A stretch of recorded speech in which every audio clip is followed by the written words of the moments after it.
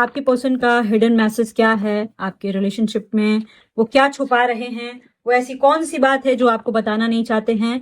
अगर आप मेरे सब्सक्राइबर नहीं हो तो सब्सक्राइब करके रीडिंग को देखना, तभी ये रीडिंग आपके लिए होगा, क्योंकि ये हिडन मैसेज है। This is not current feeling, this is hidden message actually. ठीक है ना? ओके, जो मेरे सब्सक्राइबर नहीं है, शायद हो सकता है आपसे रीडिंग मैच ना करे। ओके, तो सब्सक्राइब करके देखो, एनर्जी एक्सचेंज करके अच्छे से देखो, क्योंकि ऐसे देखने का कोई मतलब नहीं है। ठीक है ना? बहुत सारी बातें हैं, बहुत सारी बातें हैं जो वो आपसे करना चाहते हैं, और बहुत सारी बातें वो, पता नहीं, ऐसा लग रहा है कि बहुत सारी बातें वो छुपाते हैं। बहुत तगड़ा ईगो क्लासेस चलता रहता है। मतलब देखो, सबसे पहली बात है कि कभी कभी आप दोनों के बीच ऐसा कोई सिचुएशन क्रिएट हो जाता है कि आपके पर्सन को लगता है अब तो सब कुछ खत्म ही हो गया है, मान के चलो। उनको ऐसा फील होता है कि मैंने कुछ ज्यादा ही टॉक्सिक बिहेव कर दिया है। उनको ये भी लगता है कि मैंने कुछ ज्यादा ही बोल दिया है, मेरे को इतना नहीं बोलना चाहिए था।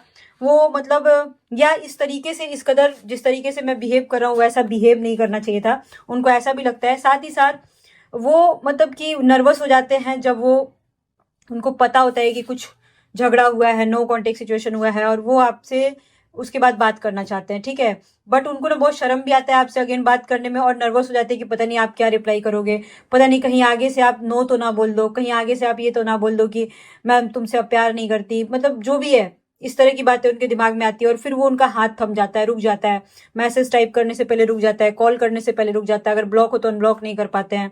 तो ये सारी चीजें उनके साथ होती हैं, और आपके पर्सन ये सोचते हैं उस टाइम कि भाई मैं इसके बिना कैसे रह सकता हूँ। ठीक है, लेकिन उनका ईगो भी बीच में आता है। फिर उनको ईगो से ज्यादा उनको डर भी लगता है कि आप अब शायद आगे से मुझे नो बोल दो। ठीक है, उसके बाद जब भी वो आपसे ये भी बोलना चाहते हैं कि जब भी हम दोनों के बीच नो कॉन्टेक्ट सिचुएशन होता है, या अभी अगर हुआ भी है, तो भी मैं भी तुम्हारे लिए उतना ही ज्यादा परेशान होता हूँ, कभी कभी मैं रो भी देता हूँ।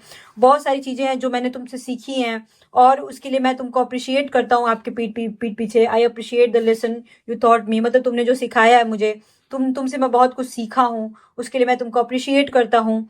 और पहले मैं तुम्हारी बातों को उतना समझ नहीं पाता था, पहले मैं तुमको उतना सीरियस नहीं लेता था, बट अब मुझे ऐसा लगता है कि मतलब कि बहुत सारी बातें जो मैं तुम्हारी समझ पा रहा हूँ, बहुत सारी ऐसी चीज है जो कि मेरा बचपना खत्म हो रहा है, और मैं तुम्हारी बातों को समझने की कोशिश करना चाहता हूँ और करता भी हूँ। पहले नहीं, मैं नहीं करता था। पहले मैं तुमको उतना सीरियस नहीं लेता था, बट अब मैं बहुत सीरियस ले रहा हूँ। तुम तुम मुझे यंग कर देती हो, तुम मुझे ऐसा कुछ कर देते हो कि मैं ना, मतलब जैसे जितना ये दुनिया जितना खराब है, मुझे तुमसे बात करने के बाद, तुमसे मिलने के बाद ऐसा लगता है कि नहीं, दुनिया उतना भी खराब नहीं है, एक प्योर इंसान भी हो सकता है इस दुनिया में। ये वो आपसे बोलना चाहते हैं। It's very beautiful reading, claim कीजिएगा। हर हर महादेव।